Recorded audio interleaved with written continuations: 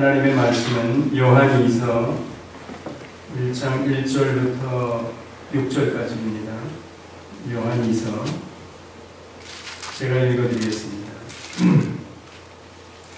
장로는 택하심을 입은 부녀와 그의 자녀에게 편지하노니 내가 참으로 사랑하는 자여 나뿐 아니라 진리를 아는 모든 자에게 쫓아 그리하는 것은 우리 안에 거하여 영원히 우리와 함께할 진리를 인함이로다. 은혜와 긍휼과 평강이 하나님 아버지와 아버지의 아들 예수 그리스도께로부터 진리와 사랑 가운데서 우리와 함께 있으리라. 너희 자녀 중에 우리가 아버지께 받은 계명대로 진리에 행하는 자를 내가 보니 심히 기쁘도다. 부녀여, 내가 이제 네게 구하노니 서로 사랑하자. 이는 새 계명같이 네게 쓰는 것이 아니요 오직 처음부터 우리가 가진 것이라. 또 사랑은 이것이니 우리가 그 계명을 쫓아 행하는 것이요 계명은 이것이니 너희가 처음부터 들은 바와 같이 그 가운데서 행하라 하시니라. 아멘. 이 요한이서는 요한 1서의 이렇게 축약판이라고 그럴까요? 그걸 간단히 요약해 놓은 그런 사적인 서신입니다. 1서의 내용을 가지고 사도 요한이 어떤 부녀와 그 자녀에게 보내는 사적인 이런 편지라 이렇게 보아도 됩니다. 이렇게 보면 요한 1서를 이렇게 줄여놓은 거라 그러면 그 안에서 가리키는 바 사랑에 대해서 우선이고 그 다음은 이단에 관해서 공개하는 그런 내용입니다. 그 두 내용을 한 서신, 짧은 서신에 이렇게 함축시켜가지고 보내는 겁니다. 본문을 대략 이렇게 한번 읽어보면 여러분들이 쉽게 그냥 알 수가 있는 내용들이죠. 사실 성경이 이렇게 여러분들이나 제가 읽으면서 그 내용이 이렇게 이해가 되면 상당히 이렇게 좋습니다. 실제적으로 그렇게 이해가 되어야 되는 거죠. 사도 요한에 대해서 잠깐만 말씀드리고 이 본문을 한번 들어가 보겠습니다. 12사도라 그러는 사도들이 있었는데 그 중에 사도 요한만 빼고는 사실상 첫 번째 네로 바뀔 때 다 순교를 했다 그럽니다. 전에 내려온 말에. 그렇지만 이 요한만 마지막까지 살아가지고 이때가 한 요한 이서가 기록된 때도 마찬가지로 AD 한 90년에서 95, 6년 이 사이가 됩니다. 나머지 11사도가 전부 다 순교를 당했다. 기독교 1차 대박해 때 많은 사람들이 순교당하는 가운데 사도들까지 다 순교를 당하고 났으니까 그때 이후로 예루살렘 교회가 이렇게 다 흩어져 버린 것과 같이 그리스도인들이 다 흩어져 버렸습니다.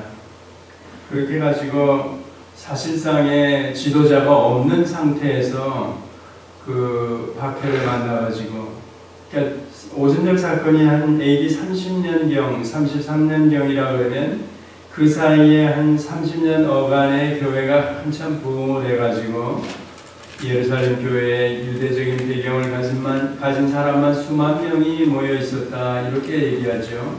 이방인 중에 예수 믿은 사람도 굉장히 많았던 거죠.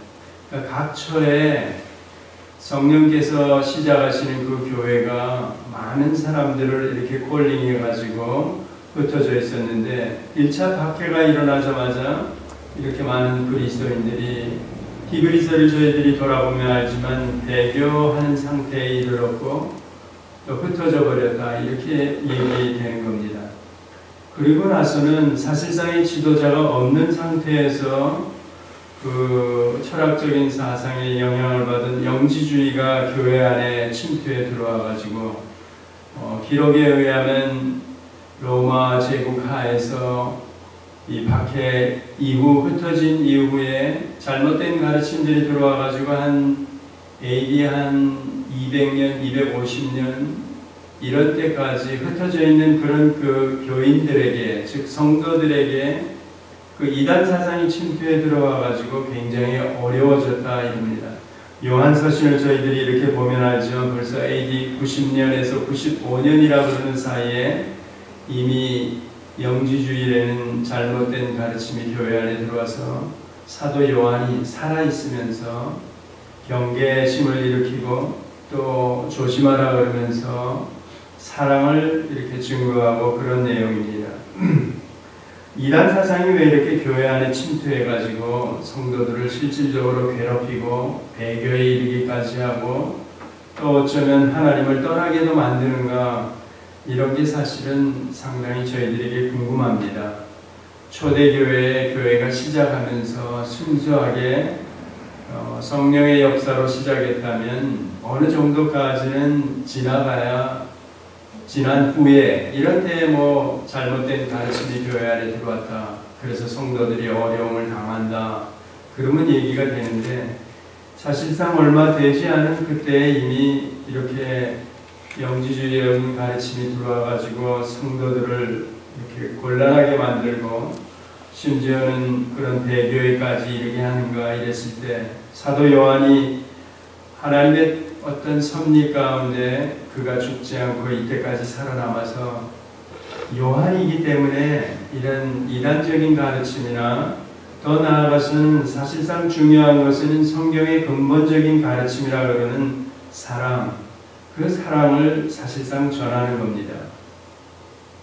저희들이 어떻게 보면 교회 안에서나 또 신앙생활하면서 이렇게 네거티브한 부정적인 그런 입장에 많이 처하기 때문에 상당히 이렇게 스트릭하고 또 메말라 있고 막 그러기 쉽습니다.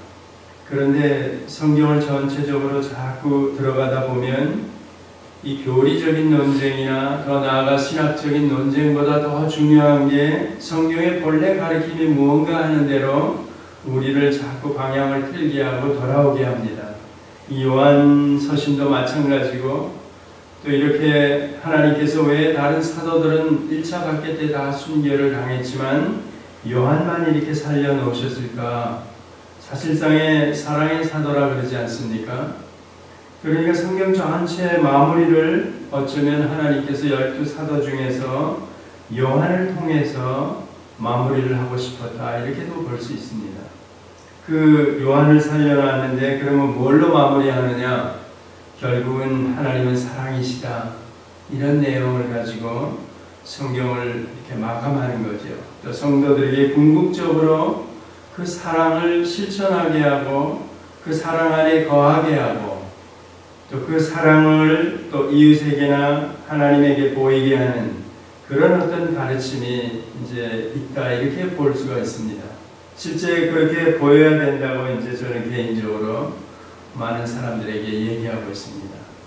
교리, 신학 이거 뛰어넘어가지고 진짜 성경이 뭘 가르치냐, 하나님이 누구시냐 이랬을 때 하나님은 물론 거룩하신 분입니다. 그 거룩에 지난번에 공의와 사랑을 말씀드렸죠. 이렇게 불교에서 얘기하는, 혹은 저희들이 살아가면서 마치 할아버지가 손주들을 향해서 오냐 하듯이 그런 사랑이 아니고 공의로운, 공의와 사랑이 함께 이렇게 하나로 응축되어 있는 거룩하신 하나님, 그분이 곧 사랑의 하나님이라는 얘기입니다. 사도 요한이 다른 사도들과 이렇게 조금 다른 모습이 성경에서 이렇게 저희들에게 보여지고 있습니다. 요한복음 같은 데 가보면 이분이 사실은 처음에는 이렇게 우리의 아들이라 그래가지고 사실 성격이 상당히 이렇게 불과 같았습니다. 성질 없는 사람이 어디 있겠습니까? 다 한 가닥씩 아무리 착한 사람이라 그래도 다 이렇게 속에 본성적으로 이렇게 타고나 있는 어떤 그런 성질이 있습니다. 그런데 이 사도 요한도 사실 그랬는데, 이에게서 찾아볼 수 있는 특별한 또 모습은 사도 요한이 상당히 이렇게 세밀했다는 겁니다. 분석적이고 이렇게 남들하고 다르게 관찰력이 뛰어났다는 겁니다. 요한복음 3장에 보면 니고데모가 밤중에 찾아와가지고 예수님과 나누는 대화 가운데 그때에도 사도 요한이 남아가지고 밤늦게 예수님과 대화하는 그 장면을 요한만 보고 그런 상황을 사실상 기록해 놓은 겁니다. 다른 그 복음서에는 들어가 있지 않죠. 즉 새 공관복음 안에는 니고데모와 예수님께서 나누는 대화가 들어가 있지 않습니다.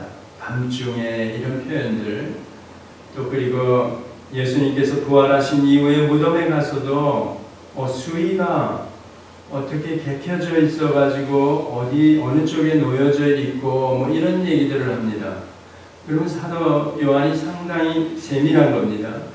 또 요한복음 저희들이 부활하신 이후에도 그 세 번째 나타난 장면에 가보면 남들이 이렇게 놓치기 쉬운 고기가 153마리 얘들아 깊은 데다 그물을 던져라. 사도들이 베드로를 위시해가지고, 즉 베드로가 주동이 돼가지고 부활하신 이후에 두 번째 도마가 있을 때 또 없을 때 나타나셔가지고 성령을 받으라 하고 그랬는데도 불구하고 이들이 다시 또 세 번째 옛날 고기잡이, 그러니까 옛날로 완전히 다 돌아가 버린 겁니다. 다 끝났다 그러고 돌아가 버린 겁니다. 그런 장면에서 예수님께서 찾아와가지고 깊은 데로 그물을 내려라 그러면서 고기를 잡았는데 고기가 153마리라 이런 얘기. 다른 사도들하고는 다르게 그러면 사도 요한이 고기를 쐈나? 이렇게, 그러니까 그런 모습이 사실상 요한이 관찰력이 뛰어나고 상당히 세밀하고 남들이 이렇게 보지 못하는 그런 것들을 주의 깊게 관찰해서 기록해 놓고 그랬다는 겁니다.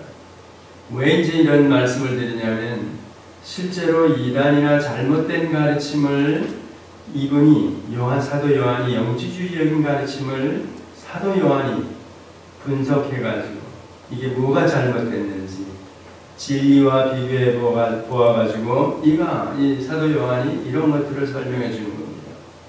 예를 들어서 베드로 같은 사람이 여기 등장해가지고 이단이 어쩌다 참 진리가 어떻다 이런 것들을 만약에 했으면 잘 이해가 안 갔을 겁니다. 요한처럼 이렇게 하지 못했을 겁니다. 그런데 바로 사도 요한이, 그러니까 주님께서 아시고 이를 끝까지 숨겨치 않게 하시고 마지막까지 남게 하셔서 더군다나 요한 1, 2, 3서는 물론이고 더 이제 중요한 요한계시록, 즉 성도들의 마지막이 어떻게 될 건지, 교회가 지금 어떻게 될 건지 거기에 관해서 요한을 통해서 계시록을 기록하게 하셨다. 그러니까 처음에 요한계시록 1장 들어가면서 그것도 계시라 그러면서 요한이 기록한 내용들을 진짜 보면 하나님께서 계시로, 즉 모든 성도들에게, 하나님의 백성들에게 반드시 알아야 될 내용들을 이렇게 관찰력이 있고 세밀한 이 사도 요한을 통해서 기록하게 하셨다. 더군다나 4장에 그를 끌어올려서 천상에 올라가 가지고 하나님의 보좌를 보게 하시고 장차 되어질 일들에 관해서 보여주고 난 다음에 내려가서 기록해라. 저희들이 사도 요한에 대해서 조금 알고 그 다음에 요한계시록이나 이 요한이 기록한 서신들을 보면 다른 사도와는 다른 그런 특성이 있는 겁니다. 요한이 들어올려져 가지고 보자 거기 가가지고 요한계시록의 또 세 가지 포인트는 이제 있는 일과 내 본 것과 그 다음에 장차 되어질 일들, 이 세 가지를 푸는 게 사실은 킵니다. 요한계시록을 이해하는데, 근데 내 본 것과 이제 있는 일은 사실 그때 3장까지로 다 저희들이 알 수 있는 겁니다. 그런데 장차 되어질 일들, 4장서부터 들어가는 것, 그 부분은 하나님께서 요한을 땅에 살고 있는 요한을 데리고 올라가서 보좌에서 앞으로 그 보좌의 장면들을 보여주고 앞으로 되어질 일들을 보여줬기 때문에 이렇게 세밀하게 관찰력이 있는 사람이 보고 내려와서 기록해 놓은 겁니다. 계시록이. 이단에 관해서도 그러니까 이런 분이 사도 요한 같은 분이 이단이 어떻고 뭐가 잘못된 가르침이고 너희가 어떻게 해야 되는지 사실은 거기에 대응해서 싸우라 이런 정도가 아니라 그걸 더 뛰어넘어가지고 실제적으로 이단을 이기는 그런 가르침을 사실상 기록해 놓은 겁니다. 오늘 본문으로 돌아보면 마지막에 6절에 또 사랑은 이것이니 하면서 우리가 그 계명을 쫓아 행하는 것이요. 그 이단을 이기려면 하나님의 계명을 쫓아 우리가 행하면 되는 겁니다. 이단의 가르침이 뭐 이런데 저런데 하고 그걸 분석해가지고 우리가 들어가서 뭐하고 다르다. 그건 우리 너무나도 피곤하게 만들어버리는 겁니다. 그러니까 이단에 관해서는 저 사람들이 뭘 가르치는지 사도 요한은 사실상 저희들이 이 마지막 계명을 쫓아 행하는 것이요 사랑으로 대응하는 거죠. 즉 내가 사랑을 실천하고 있느냐, 계명대로 행하느냐, 그러면서 계명이 뭐냐 이랬을 때 물론 그리스도의 교훈입니다. 근데 이 교훈이 사실상 처음부터 들은 바 된 그 얘기 아닙니까? 그러니까 그게 뭐냐, 그 가운데 행하라 하심이라. 이렇게 보면 하나님의 계명이 그러면 뭐 저희는 율법으로부터 시작이 되는 거죠. 사실상 613가지 하라 하지 말라 하는 계명부터 시작해가지고 저희들이 그리스도의 교훈으로 넘어와서 사실상 그리스도의 교훈도 아버지 하나님의 뜻을 이루러 내가 이 땅에 왔다 그러면서 그 아버지의 뜻이 무엇인가 그 얘기를 하는 겁니다. 그러면 그게 바로 계명이고 또 처음부터 옛날에 주어졌던 계명이고 이제까지 오는 거라는 겁니다. 결국 그 말을 다른 말로 얘기하면 바리새인들이 질문한 내용이죠. 계명 중에 가장 큰 계명이 무엇이냐 이랬을 때 너는 마음을 다하고 뜻을 다하고 목숨을 다하여 주 너의 하나님을 사랑하라. 이것이 크고 첫째 되는 계명이요 둘째도 이와 같으니 너는 내 이웃을 내 몸과 같이 사랑하라. 이렇게 나오지 않습니까? 또 그걸 이쪽으로 와서 사랑은 율법의 완성이다 이렇게 얘기하지 않습니까? 그렇다면 오늘 본문 맞죠? 사도 바울이 설명을 하는 거나 그 이전에 처음부터 준 계명이 사도 요한이 와서도 마찬가지 그 얘기입니다. 자, 이 또 사랑은 이것이니 하면서 우리가 그의 계명을 쫓아 행하는 것이요 계명은 이것이니 우리가 처음부터 들은 바 된 그 가운데 행하라 하심이라. 이 얘기입니다. 성경이 구약이나 신약이나 이렇게 분리해서 저희들이 이해할 수 없는 겁니다. 하나 일직선상에서 하나 또 한 저자이신 성령께서 이렇게 기록하신 내용, 또 이 수신자가 누구냐 이랬을 때 구약으로 표현하면 하나님의 백성, 신약으로 와서 마찬가지, 성도라는 교회 마찬가지입니다. 그러니까 이런 내용들을 저희들이 전체적으로 이해하면 야 그게 그 말이고 이거구나 하고 금방 이해가 되는 거 아닙니까? 계명을 쫓아 행하기가 실제로 어렵죠. 그래서 율법, 그보다 더 부담스럽고 어려운 그리스도의 법, 왜 이렇게까지도 우리에게 계명을 지키라 그러는가? 또 이 계명을 지키는 것, 저희가 성경의 가장 큰 교훈이 결국은 사랑의 하나님이며 그 사랑을 저희 보고 실천하라 하는 거기 때문에 이 사랑을 실천하기 위해서 사랑을 실천한다는 것 자체가 율법을 완성시킨다는 겁니다. 즉 계명을 지키는 것 자체가 저희가 사랑을 이루는 거라 그러고 실제로 우리에게서 사랑이 드러나지지 않으면 하나님을 사랑한다 그러면서도 계명을 지키지 않으면 그건 하나님을 사랑하는 게 아니라 그러지 않습니까? 그래서 이 요한일서 안에서도 이미 여러분과 같이 성경을 상고해 보았죠. 말과 혀로만 사랑하지 말고 이런 얘기가 왜 나오는가? 실천적인 부분, 행실에 관해서 우리가 이게 뒷받침을 해줘야 된다는 겁니다. 말로만 영지주의적인 가르침이 바로 그거죠. 이렇게 인간의 요소를 둘로 나누어 가지고 혹은 셋으로 나누어 가지고 분리해 가지고 설명하는 겁니다. 따로 이 몸뚱아리 바디 셀프는 이거는 물질과 같은 더러운 것, 천한 것, 썩어질 것 이렇게 얘기하면서 혼으로 설명하는 정신이나 영으로 설명하는 영혼은 이거야말로 진짜 우리가 바디가 이게 죽을 때 혹은 썩어 없어질 때 참 자유를 얻는다 이렇게 설명하면서 이걸 가치 없는 것으로 이렇게 취급해 버리지 않습니까? 그렇다면 행실이나 우리의 계명을 지키라 이런 교훈들을 버리는 것과 마찬가지입니다. 이 영지주의적인 가르침이 그게 계속해 내려와 가지고 지난번에 한번 설명드린 대로 지식 우월주의로 가든지 행함보다도 행실보다도 지식이 더 중요한 거야. 깨달음이 더 중요한 거야. 하나님을 아는 게 더 중요한 거야. 이런 쪽으로 언밸런스로 불균형적인 그런 가르침을 가리켜. 그것도 잘못되는 거죠. 그러다 보면 그런 가르침들이 결국은 무율법주의로 간다 이렇게 얘기하는 겁니다. 계명을 지키지 않아도 된다 이렇게 가는 겁니다. 그러면 그 결과는 어떻게 될까 이랬을 때 그걸 무율법주의를 또 만법주의라고도 이렇게 설명하죠. 그렇게도 설명하는데 그게 결국은 도덕 폐기론자로 가는 겁니다. 도덕, 윤리 도덕. 이건 자유주의 계통에 있는 기독교 울타리 안에 있는 그런 사람들이 뭐 지키려고 애쓰는 그런 게 아니죠.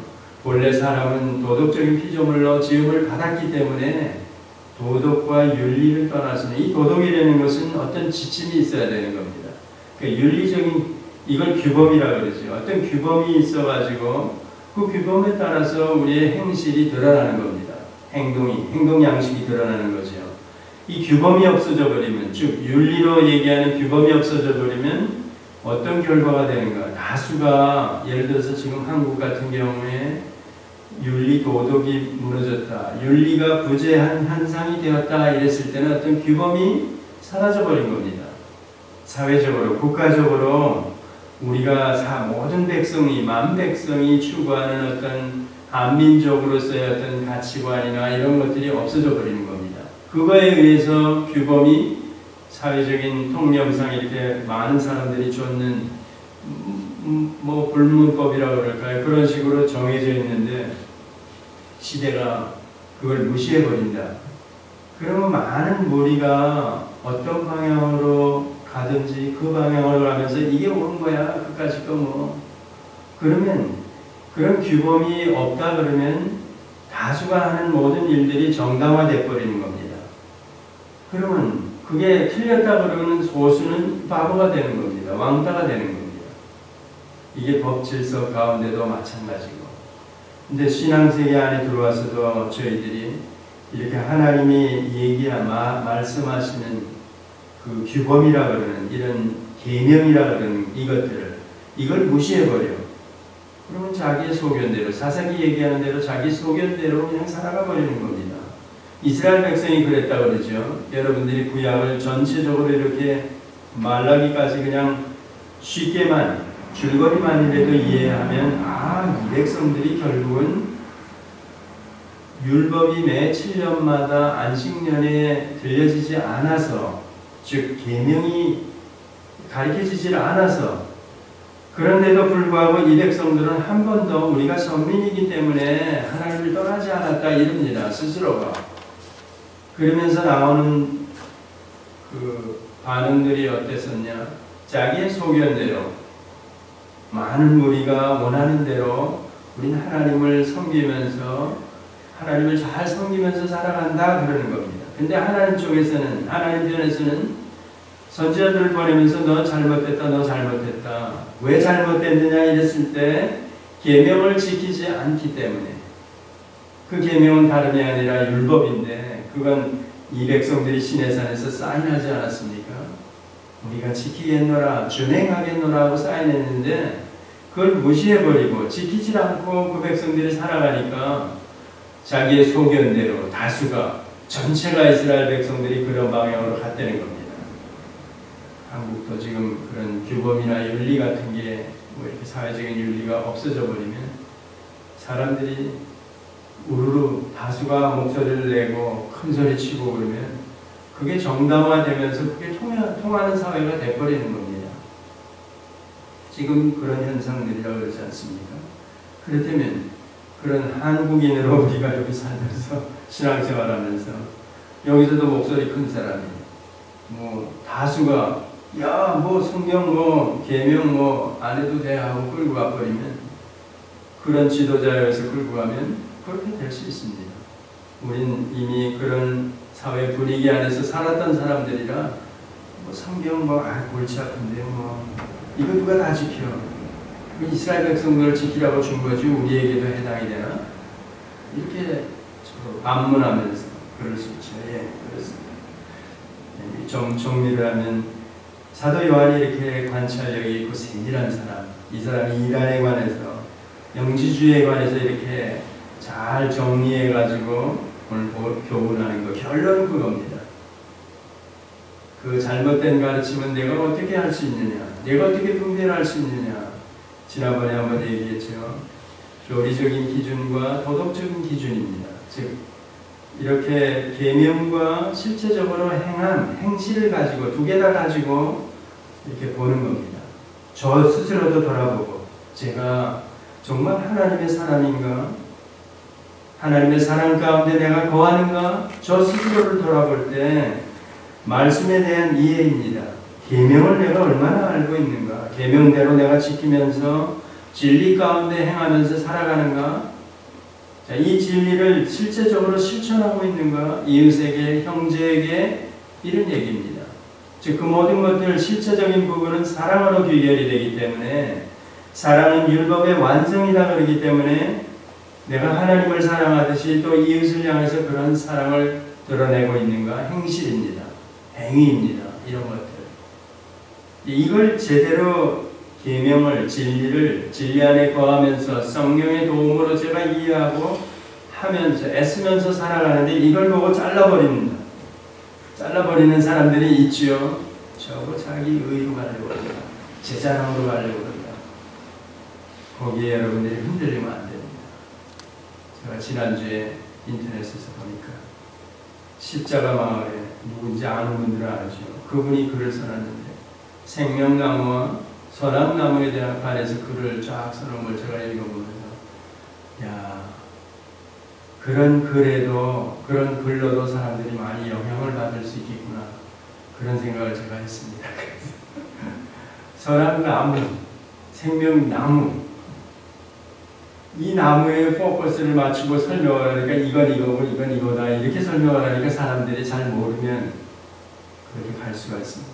거기서 중요한 것은 하나님이 명령하시는 그 명령, 또 그 명령을 순종하느냐 불순종하느냐 이 문제가 더 큰 키포인트인데 그걸 안 보고 나무 자체가 이게 어떤 나무고 이 나무가 어떤 나무냐고 하나님이 명령이나 이런 것들은 제껴놓은 겁니다.